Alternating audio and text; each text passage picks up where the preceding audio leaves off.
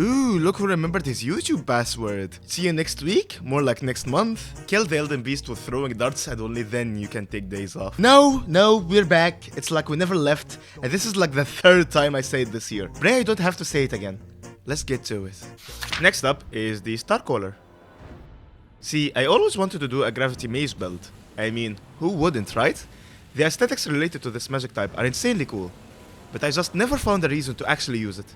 I mean, sure, you could use a couple of spells to deal physical damage to enemies strong against magic damage. That's completely valid, and we will be making use of it here too. But when it comes to spells that actually have a gravitational effect, they always rub me the wrong way.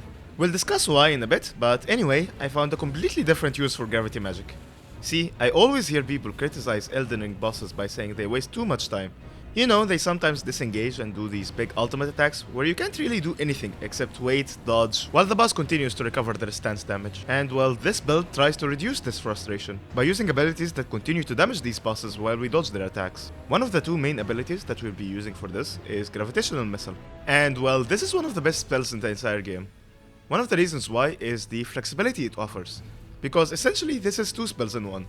It sends out a projectile, and if you aim that projectile on the ground, then it explodes immediately, dealing very heavy damage. But if you cast it normally, then the explosion is much more delayed, and instead it starts pulsing and pulling smaller enemies towards it with each pulse before finally exploding. And the idea is to use these pulses to maintain stance damage against bosses while we can't attack them. For example, Malenia's Waterfowl Dance is notorious for this. It's a very long attack that can completely kill your momentum. But here we cast Gravitational Missile, and it continues to damage Malenia through said attack. And we can go for the stance break right after, knowing that any heavy attacks we did before Waterfowl didn't go in vain. Another attack that is notorious for this is the Phantom Clones attack. And again, no problem, we just cast Gravitational Missile to continue dealing damage to her. And even knock her out of it if you time it correctly, which is hilarious. My weapon of choice is a cold infused pickaxe. This is one of the best weapons in the game, but I'm using it because it looks very cool, of course. On it, we have the Ash of War Waves of Darkness. This has you slam your weapon into the ground and send out 3 magic AoEs over a few seconds. And you can press heavy attack to let out a very powerful follow-up attack. This makes it a great pairing with the Gravitational Missile, because they can just work together at the same time and overwhelm your enemies. They never really stood a chance, did they? One cool thing about this Ash of War is that the fact that we have our weapon infused with cold makes the AoEs inflict frostbite. The initial slam attack and the follow-up attack also inflict frostbite, making this a very good build for inflicting that status effect. Now let's talk other spells. Rock Sling is one of your main sources of physical damage. It deals decent damage, it travels a very long distance, it deals good stance damage, and the delayed casting animation makes it more likely to hit enemies that dodge projectiles. I think this should be your main ranged attack, but another spell that you can use for that is Collapsing Stars. This sends out many projectiles, it has good tracking, and it generally deals more damage than Rock Sling. But it's pure magic damage, not physical, and it has a longer casting animation. Now, Collapsing Stars is why I didn't want to make a Gravity Mage build. Because I'm just gonna say it. FromSoft are cowards. See, the main use of this spell isn't even supposed to be dealing damage. It's to pull enemies towards you, as per its own description. But it doesn't work on bosses or bigger enemies. It doesn't even work on medium-sized enemies. And it has a casting animation so long that your enemies will probably just come to you before you can bolt them. Just why? Why does FromSoft hate fun? Why even bother with a cool concept such as this if you won't commit to it? This is not to mention the fact that if you use it on smaller enemies, you usually kill them before you can bolt them to you anyway. Just why does it work like this? Couldn't we get a version of this that deals less damage but is much faster or something? It doesn't even have to be game breaking. Imagine if you can only use it against bosses when their stance broken, so that you don't miss out on the repost. And it would synergize with Rock Sling, because you stance break enemies a lot with this spell from a distance. You know, some forward thinking. Anything.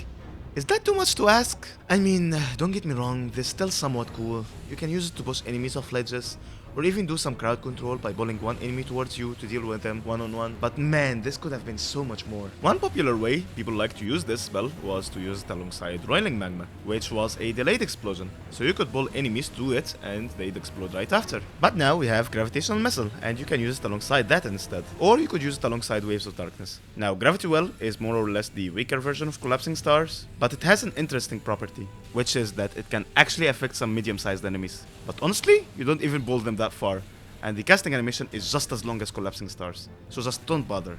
Next, we have Blades of Stone. I don't know what to say. It's a very good ranged AoE with good physical damage and good tracking, so just use it, there's no reason not to. Now, let's talk about my main staff of choice. It's the Academy Glintstone staff.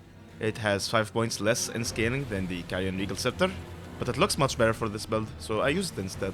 While spellcasting, I sometimes switch the pickaxe for the meteorite staff, and this will give us a massive 30% more damage with these spells. The animation for switching weapons is not that long, so you should almost always do that. For talismans, we're using the Godfrey icon, because besides Rock Sling, all our spells are chargeable. We're also using the Graven Mass Talisman for more sorcery damage, the Blade of Mercy to take advantage of all the reposts that we'll be getting, and the Dragon Crest Gate Shield for more defense. And for the physic, we have the Magic Shrouding Crag tier for more magic damage, and the Opaline Heart tier for more defense. For the look, we have the Confessor Hood, the Death Knight Armor, the Preceptor's Gloves, and the Beige Trousers. I sure hope FromSoft does this concept justice if they ever decide to do it again.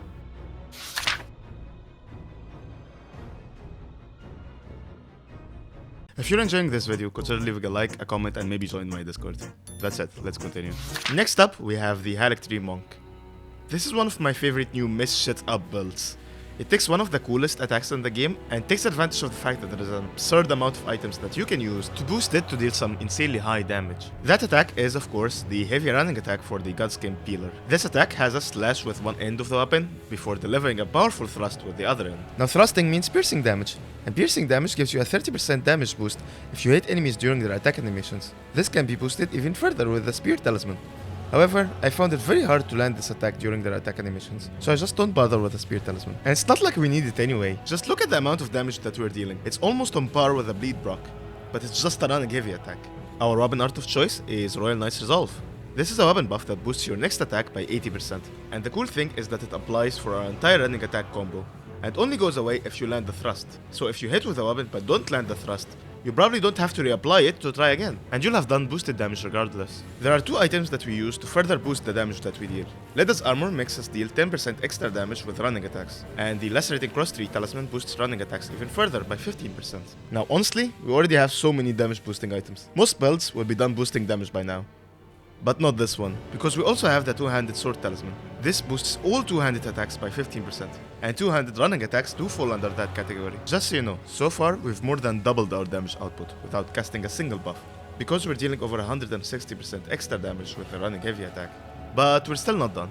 The Rotten Wing Sword Insignia, the Millicent Prosthesis, and the Thorny Crag tier boost our damage with consecutive attacks, and you only need to land one running attack to activate them. For even more insane results, you can reallocate your stats to use things like Golden Vow or Fling at me strength, or you could even use a dagger with Golden Vow on it, but you really don't need to. For the second physic, I'd recommend the Opaline Heart tier for more defense, or the Deflecting Heart tier if you like deflecting. And for the look, we have Leda's Armor, the Nox Monk Hood, the Nox Bracelets, and the Raging Wolf Greaves. There you go. A good build without buffs. Now let me overuse them for the next build, please.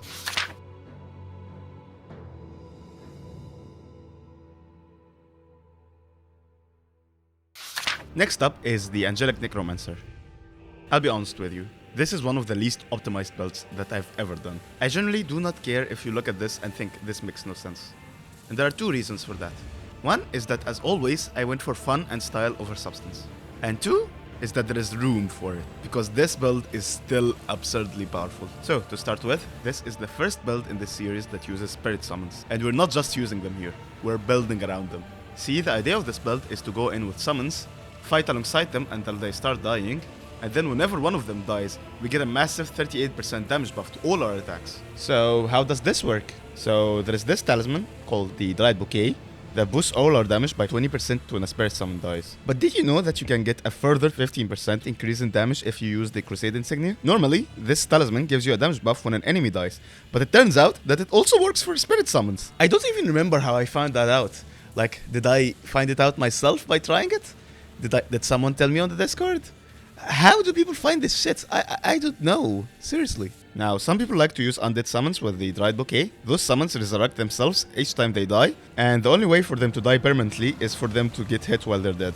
But they still give you the talisman buff anyway with each death, so you can just use it infinitely as long as this doesn't happen. However, this is not the strategy that we're going with, and that's because although you do get the Dried Bouquet buff, you only get the Crusade Insignia buff when they die permanently. So we do have to use a summon that dies normally to get the larger buff. My summon of choice is the Mausoleum Soldiers. You see, the buffs that you do get when an enemy dies don't stack. So you actually want to space out their deaths accordingly. And this summon doesn't just fit the theme, but it also strikes that balance where some of them die quickly enough and the others do survive quite a bit more. And that's because some of them have shields, while the others do not. And the fact that they can teleport means that they can negate some damage by just dodging it. Now let's talk spells, because they're the main source of big damage for us. To start with, we have the Knight's Lightning Spear. This is a projectile that also summons many projectiles that home in on your enemy.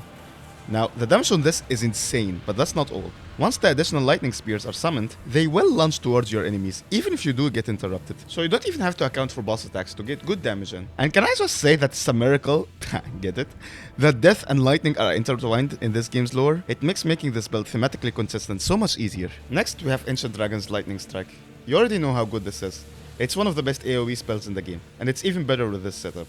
You should absolutely use it. Next, we have Black Blade, and it doesn't get more thematically accurate than a blade made out of death itself.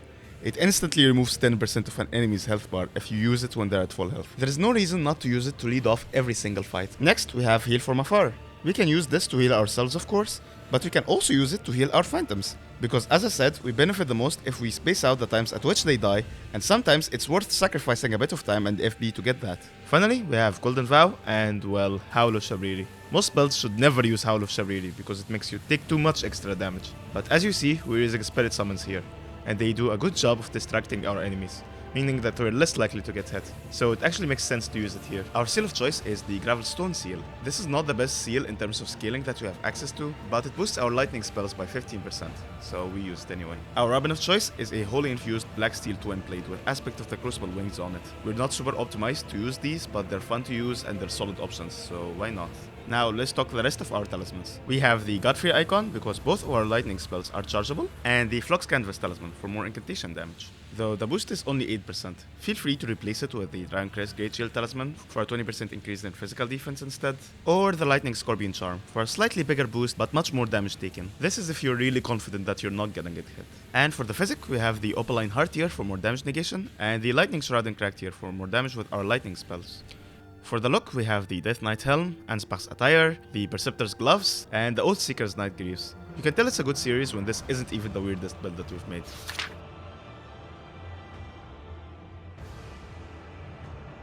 Hey everyone, thanks for watching. I hope you enjoyed this video. If you liked this video, I think you'd love this one. And I'm planning to make a lot of videos about Night Rain, so stay tuned for that, because the game literally comes out this week.